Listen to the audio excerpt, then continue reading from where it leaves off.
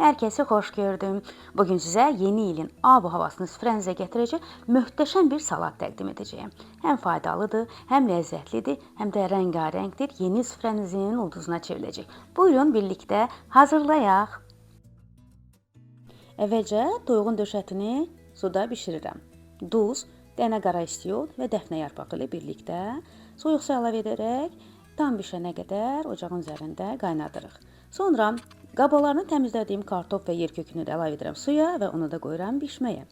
Narı dənələyirəm. Bu gözəl nar bizim salatımızın xüsusi bəzəyidir. Həm ləzzətidir, həm bəzəyi, həm görünüşü. Narları təmizləyirəm. Mən ailədə şirin nar çox sevildiyi üçün şirin nardan istifadə edirəm, amma zövqə görə turş nardan da istifadə etmək olar.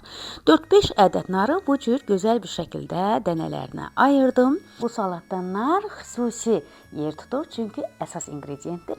Həm içində, həm bəzəyi üçün möhtəşəm yeri var. Tərəvəzləri hazırdır və gördüyünüz kimi bu tərəvəzlərdən istifadə edəcəyəm və mən keçirəm süzgəcdən 4 ədəd bişmiş kartofumu, 4 ədəd yer kökümü gözəl bir şəkildə keçirdirəm. Üzərinə əlavə edirəm 200 qram konservləşdirilmiş qarğıdalını və toyuğun döşətini, artıq 400-450 qram toyuğun döşətini bişirirəm və blenderda bu cür xırdalayıram. Çox asta sürətlə xırdalayıram ki, hədsiz xırdalanmasın. Keşniş şüyüd hərəsindən bir dəstə, şüyüddən bir balaca üzərini bəzəmək üçün ayırırıq. Qalanını salatın içərisinə əlavə edirik. Duzunu, istiotunu vururuq yaxşıca və quru-quru mayonez əlavə etmədən bir qədər qarışdırırıq ki, duz hər tərəfinə eyni bərabər paylansın. Daha sonra üzərinə nardan da əlavə edirik. Zövqə qalıb yenə də çox da, az da əlavə etmək mümkündür. Və mayonez əlavə edirəm hardasa 200-300 qram məndə getdi. Və ən sonunda bir sürpriz. Yəni mətbəxdə gördüm ki, məndə qırmızı lobya konservası var. Fikirləşdim ki, niyə əlavə etməyim? Etdim, dadına da baxdım. Nə yaxşı ki etdim. Çox gözəl alındı.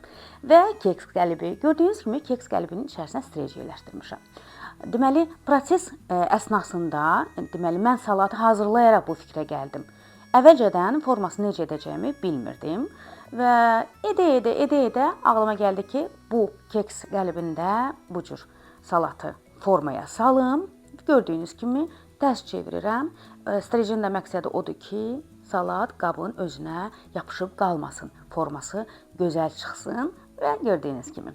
İndi başlayaq bu salatın formasını bəzəyək. Necə bəzəyək? Fikirləşdim. Şüyüdlə və gördüyünüz kimi bu belə xətlərlə nar ortadan fontan vururmuş kimi bir xəyal etdim və narların əvvəlcə bu hissələrdən süzülürmüş